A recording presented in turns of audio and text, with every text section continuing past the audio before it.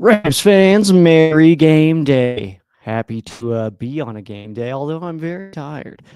Was up late last night doing Rams Showcase. It's out now, so make sure you check that out ahead of the game tonight.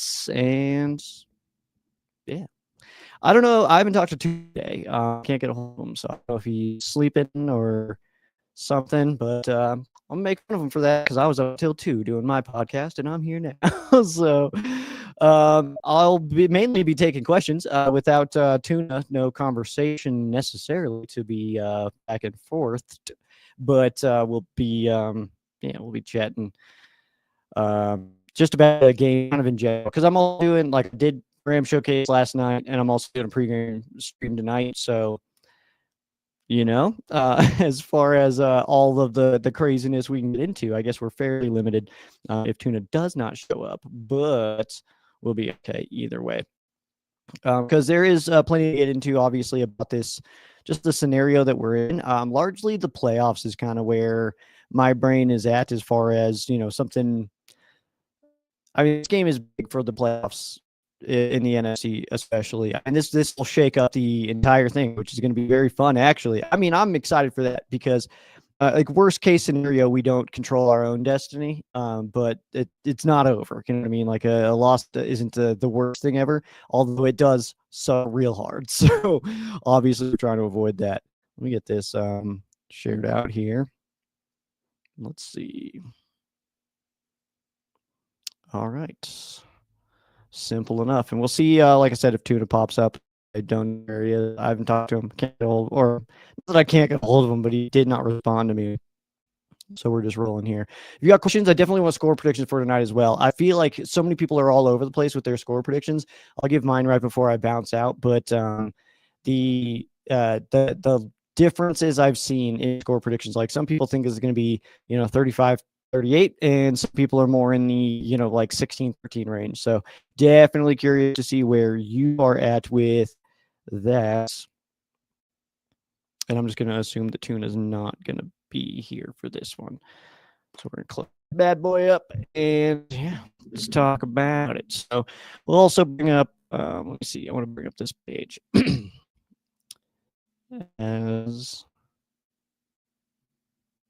All right, how do we look? I hope okay. So before this game starts, this website, playoffstatus.com, cool website, cool tool. It kind of takes in many things into consideration to give these numbers. So the Rams right now, 58% chance to get the number 1 seed, 30% chance at the 5 seed. Obviously, we can't get the 4. We can't fall that far back. We clinched at least 7, but 1% chance to get that. And of course, the only team in the NFC that has clinched the playoffs. So no elimination scenarios available. The Rams' most important games in this one, obviously, their own. That's a massive thing. And they say that the Rams win this game, 93% chance at the 1 seed, but with a loss, that drops to 28. And that red indicates that the Rams would not control their own destiny for it. And then that 53% chance, that's where their majority would be lying. But another big game for the Rams, obviously, is going to be the Colts and the 49ers. That's less of an impact, much less of an impact if you look at their importance factor. This says 0 to 100, and this is a 236, so I don't know what the heck. It's a very important game, guys. And then the Packers and Bears, obviously, that one does have some impact as well. But kind of we're hoping almost for a tie in that game, but obviously I don't really think that's going to happen. And then this is what they have for where we're at now if we lose and then if we win. So what we're looking at here, obviously that win, like we said, 93%, and then just everything else just dwindles, dude. So a win is it goes a very, very long way for the Rams in their playoff seeding situations. And you got your best case scenario here. Rams beat Seahawks, Packers beat Bears, and the Colts beat the 49ers. And if that happens, Rams damn near guaranteed to get the number 1 seed, which would be super crispy. We need Grandpa Rivers to beat the 49ers, so we'll see there. And then clinching options. Nothing too crazy here. Rams have already locked in at least 7, but excuse me, can get the 6 if they can beat the Seahawks and the Packers and Bears don't tie. or if beating the Seahawks and then the 49ers lose or tie to the Colts. And then obviously you got these situations too. Rams beat the Seahawks and Packers lose to the Bears and 49ers lose to the Colts. And the Rams can do no worse than the 5 seed. And then no elimination scenarios. There won't be any elimination scenarios unless we look at potential for I didn't even have it up that whole time. Gosh, that's hilarious. All right, so we're gonna take a quick peek back at this because I didn't realize that I was on the screen that it was on, but I didn't realize that I was not on the thing. I'm not wearing. Oh yeah, I'm not wearing the royal blue today. I've had good luck with going opposite. Okay, this is part of the strategy. Muad'Dib, it's part of the strategy. That's hilarious though. I'm absolutely nailing this week. This has probably been the most chaotic week in my Rams coverage of all time. On top, like not only needing a new computer, but also I couldn't even use my regular monitors because they aren't HDMI. My new machine only has HDMI. So I was like, crud, what do I do? And it's like, all right, I guess I pull over the TV. So that's what I edited Ram Showcase on last night was this TV. It's an LG. It's pretty cool. That's too chaotic, but all right, let's take a peek at these. So the 58% chance right now to get the 1 seed, 30 there for the 5 seed. Those are pretty much what we're looking at. 1s and 5s, man. It's kind of what we're peaking at here. So yeah, 236 for that importance factor. Crazy number. And then 93% chance now, or if they can pull out the win, which is good stuff. And then the what ifs here. And Rams win this game and then, you got the situations Packers beat the Bears or Colts beat the Niners. We can be sitting where we're almost guaranteed to be looking at the number 1 seed and a bye week. So this game goes a massive way for that.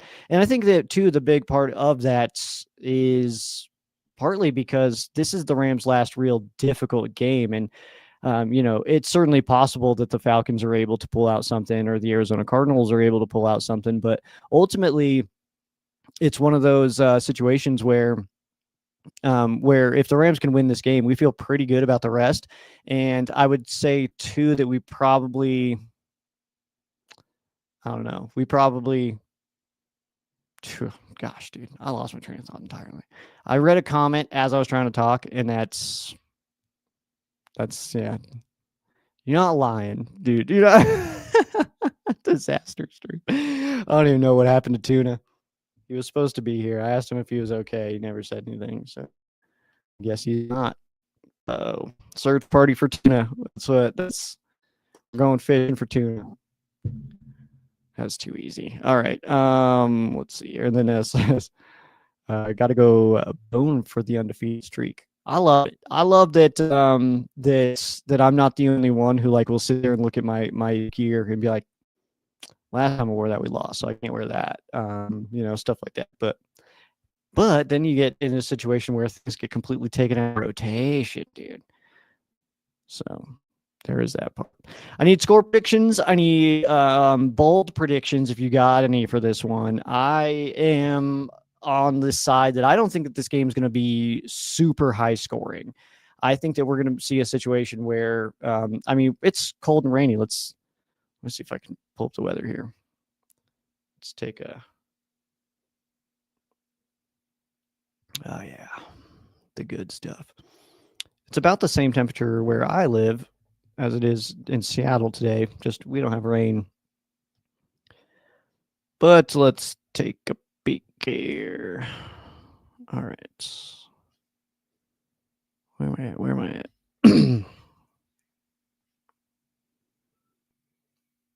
Okay. We're just loading mad slow. That's what's going on here. Oh, and I'm not. We're nailing this, guys.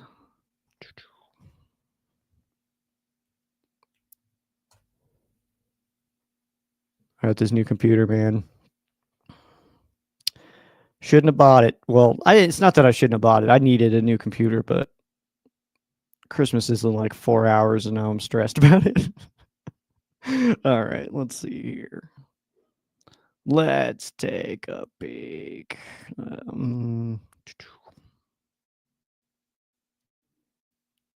Okay. No, it didn't pull up. Cool. So just looking at some weather here for Seattle. This is obviously for this morning, but as we get into the evening, we are looking for the rain to actually kind of settle down as we get into those later hours. And then the temperature, that's actually not that bad. I know the wind definitely plays a factor there, but these temperatures are not that crazy. And also, I think that my brain goes a lot to the fact that they don't like, just because they live in Seattle doesn't mean they get like force fields over their bodies and they don't experience the wetness or the cold. Like they got to deal with it too, man. But it's just like, yeah, sure, we live in California and it's, beautiful all the time, but still, Mood Deep is in the Royal Blue Conductor, dude. Absolutely, man. Speaking of the conductor, I do have a signed Kobe Turner jersey for sale if anybody's interested. Trying to justify this computer purchase, man. 27-10 score prediction. I absolutely love that. That does feel right. It feels possible is what I'm trying to say here.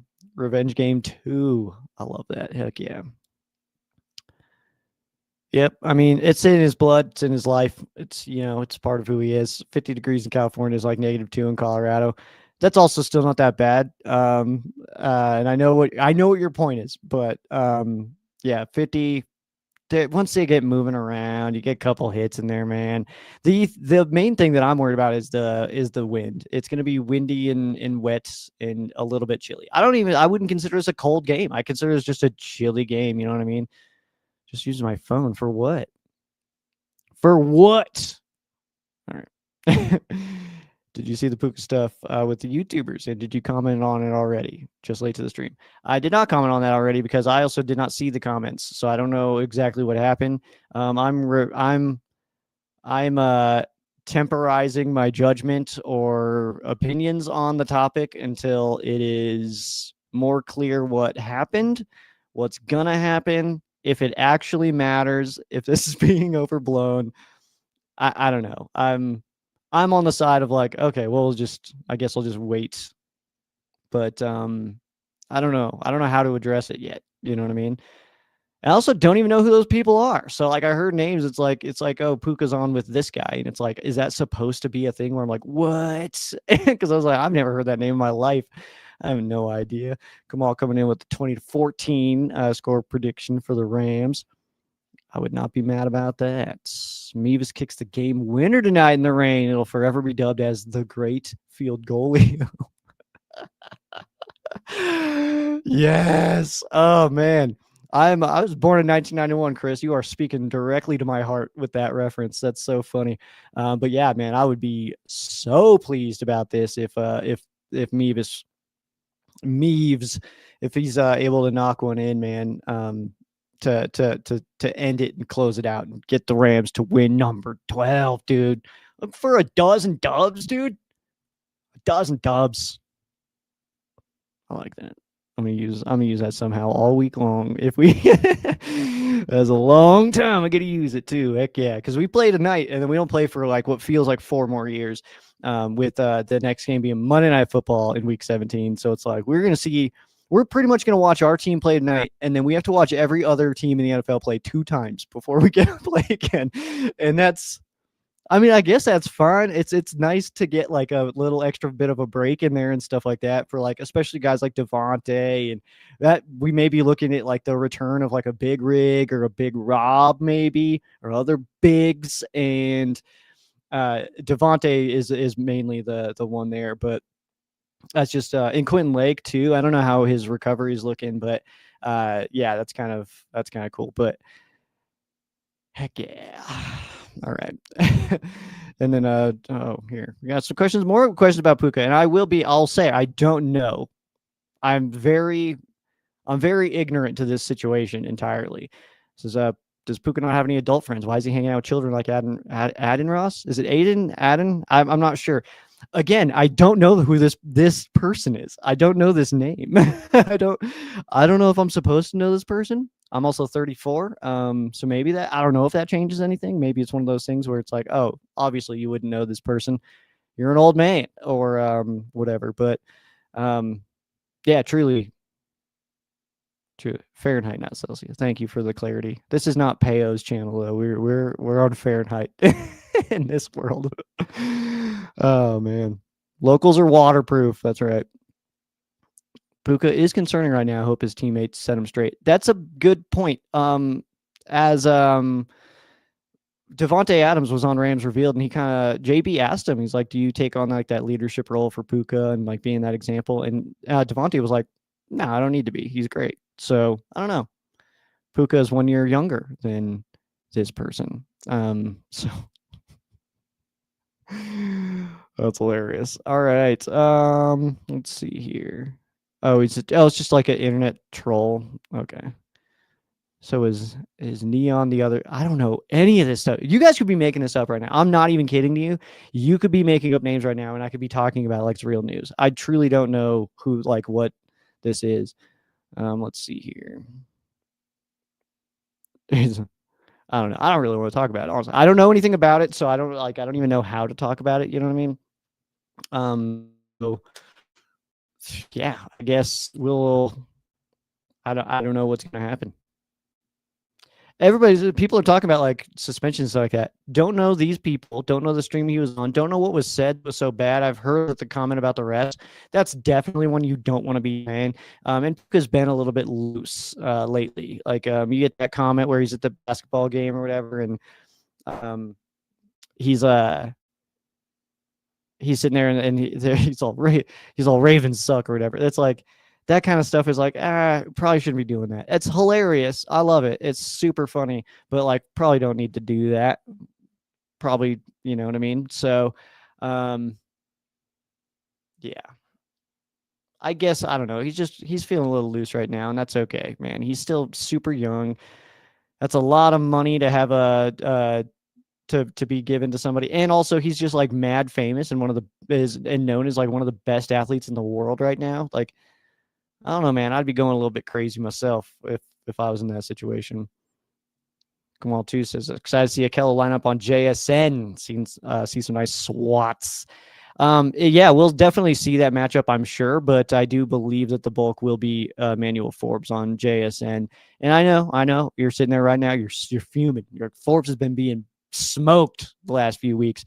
I can hear it already, but people are allowed to have bad days, and I talked about it yesterday on right here, and it's just one of those situations, man, where it's like there's so many different moving pieces to a defense and every single play where you're reacting and adjusting to things on the fly, and the entire field of play looks completely different every single second, and you're making 1,000 decisions based on every single one of those moves and each one of those people on that field, and you're adjusting and reacting to that. Not only are you using your brain to react and see what's going on, stuff like that, but then also your physical abilities to put that human body in motion to make the right play. And sometimes if you're a half a second late, you get what appears to be absolutely smoked by a wide receiver. That doesn't make you a bad corner. It just means, hey, that play didn't work. You're not going to win every single rep. And there's too many people that want every single Rams player to win every single Rams rep. And if they don't, get them out of here, somebody else will. Well, that's not true. You're not going to win every single rep. Seeing somebody like Steve Avila get pushed down and sent down on his butt. I mean, it's like, yeah, that's crazy, unfortunate, and that's like, dang, that's what. But hey, it's one play, you know what I mean? And then the next time he did it, so it's fine, So I don't know. That's kind of where I'm at with that. Is people are allowed to have bad days, man. And Emmanuel Forbes Jr., he's also had so many good days, and I think that he's had more really, really good days than he's had bad days, and no one seems to, give any credit when somebody starts to have a bad day or two. Wait, was streamed during the off season like last time? Oh, yeah, I don't know, man. They're not there 24 hours. They don't have to work 24 hours. That would be crazy. Let's see. What Puka fails to acknowledge is that with guys like that, there's always a camera on or a phone call getting recorded. You have to be a pro. That's actually a really good point. If you're going to put yourself in a situation where you're you're going to be, talking casual and stuff like that, you do have to also have that, like, I mean, different level, obviously. I'm not going to sit here and say I'm like anywhere near like the Puka Nakua fame level or anything like that. But when I was on the radio, there was a lot of times where you're having conversations with people and it was just one of those things you had to know, like, this, if I say the wrong thing here, it could go very, very bad. Like, just be cool. Like, just be a normal person. But also, I don't put myself in a situation like brain wise, and I'm also 34. I'm way older than Puka Nakua, but I also don't put myself in a brain situation where I have to consciously think about what I'm saying or how I'm reacting to stuff, because you know what I mean. Like, you don't have to pretend to be somebody if you are that person. Does that make sense? Playing Puka if we lose tonight. All right, that's fine. It's not Puka's fault if we lose tonight. It's a bunch of, there's too many factors for it to be one person's fault, in any sense. On a positive note, here we go, Moody. Thank you for switching this around. This is the most drama we've had in like 10 years. That's fair too. I feel like this is the first like true dramaticness we've had since like the girly stuff. So yeah, that's good. That's good. Forbes will be fine. Yes, dude. I don't even. I don't know anything about that either. Let's see. I was sleeping on the Seahawks team, and you shouldn't either. Dude, bro, they're 11-3. No one's sleeping on anybody. What are you talking about? This game's for the 1 seed in the NFC. No one's tired here, man. No one's like, Donald won't throw picks. 4 picks. Go Rams. Yeah, I don't mean to like laugh or anything like that, but it is kind of fun. No one's overlooking this game. No, there's literally, this is the only game, not like the last game of the season. Essentially, is like, this one's not the one. Yeah, Charles Cross out could be huge. Jared Verse could be fine, man. But yeah, that's I'm not trying to make fun or anything like that. I hope you're not taking it that way. It's just that was just funny to me. I'm not sleeping on this team. You shouldn't. I'm not. They're 11-3. They're a very good football team, and we had 4 interceptions on them last time and won by 2, man. And they had a chance to win it at the end. So yeah, man, there's no sleepiness on this end. Well, there's plenty of sleepiness, but not when it comes to this game.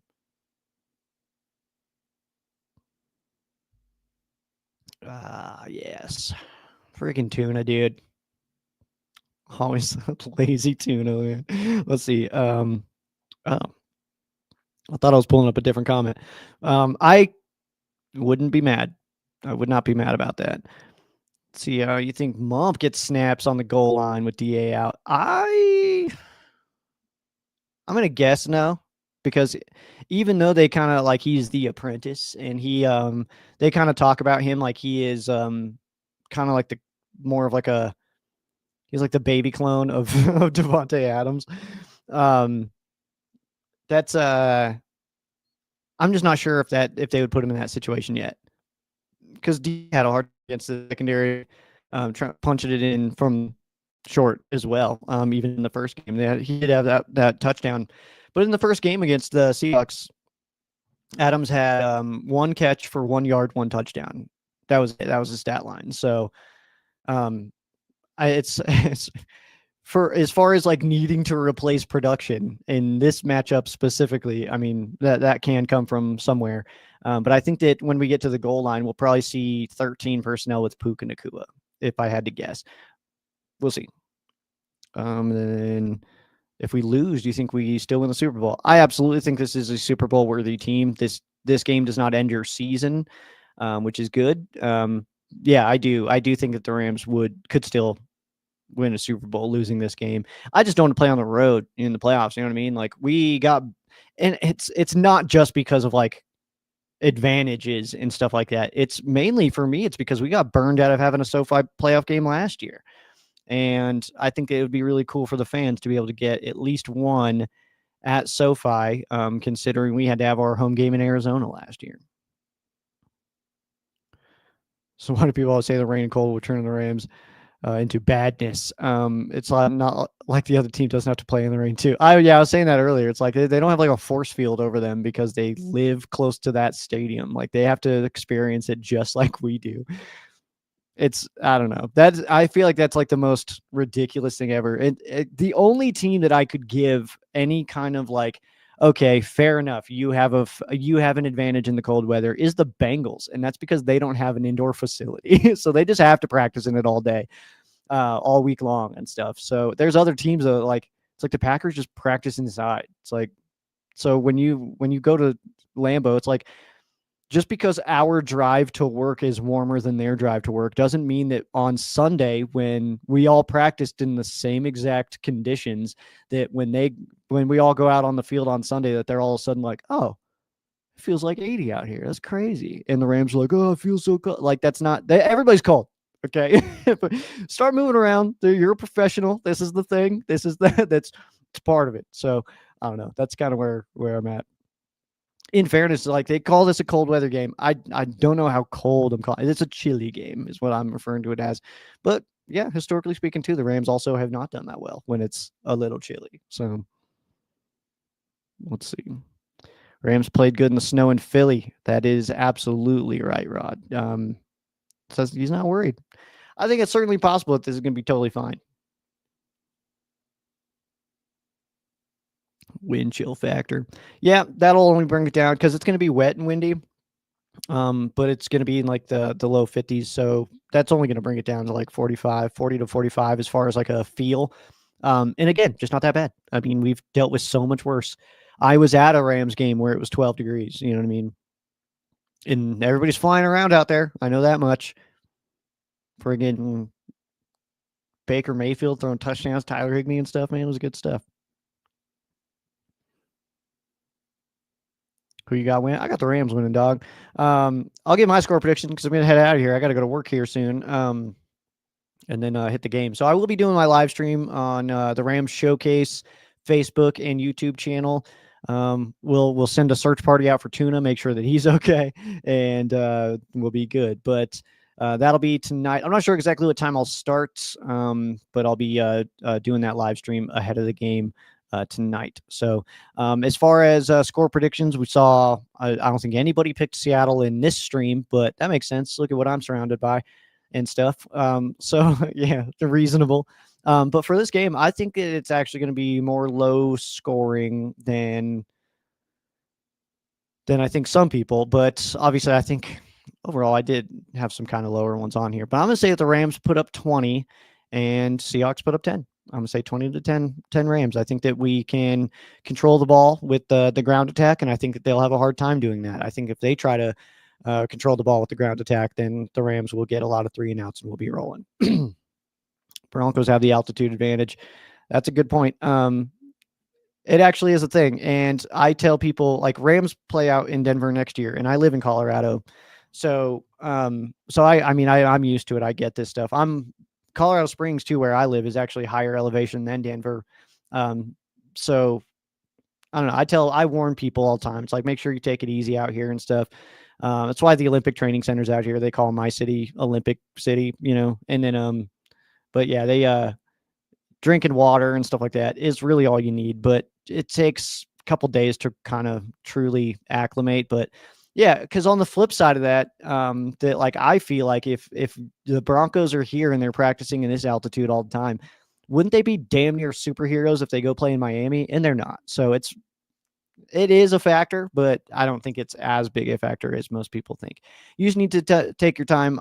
Opposing teams need to just make sure they're taking just maybe one extra play or just one more gasp on that oxygen tank, and then most people are okay. That's going to do it for me, guys. I'm going to bounce out of here. I got to head to work. We'll make sure Tuna's good, but when we'll be back on Monday, myself and Tuna. He did. Loser. Everybody tell Tuna that I was done with Ram Showcase at 2 a.m. And so he has zero excuses. All right. Yeah. So yeah, again, live stream tonight. We'll be doing that Ram Showcase Facebook and YouTube channel. And then Tuna and the Sheriff Tuna will be back Monday. We'll see how next week's going to go because the whole week we have no game technically to talk about. So we'll check it out. We'll check it out. All right. I'm just gonna fade into the distance.